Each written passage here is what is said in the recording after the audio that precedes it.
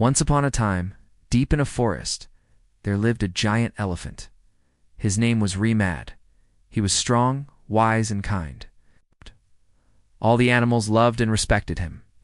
But there was one thing that he was afraid of, and that was ants. Yes, you heard that right.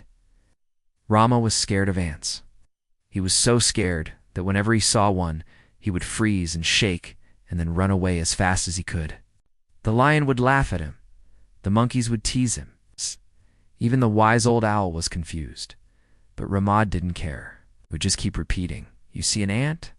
I see something else." One evening, an old and wise turtle approached him and said, "You weren't always like this, were you, Remad? You used to be brave and fearless." Ramad stayed silent for a moment. Then he finally spoke in a low voice.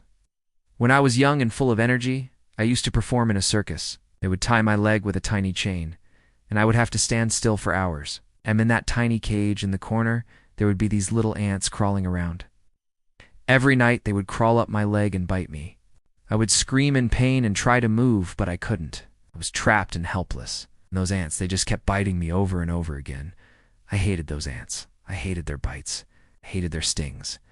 The turtle listened patiently, and when Ramad was done, he said, "It's not the ants you fear, dear Ramad. It's the pain that was never healed." Ramad looked at the ground, his tusks trembling. "I thought I could never be brave again," he whispered. "No." The turtle smiled and said, "You are stronger than you think, Remad. You just need to remember who you are."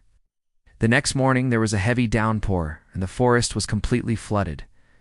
All the little animals were scared and didn't know what to do. Ramad saw a little mouse struggling to climb up a tree branch. Without thinking twice, he rushed to help her. He lifted her up with his trunk and placed her on higher ground. The mouse thanked him and ran away. Then he saw a family of rabbits, their home destroyed by the flood.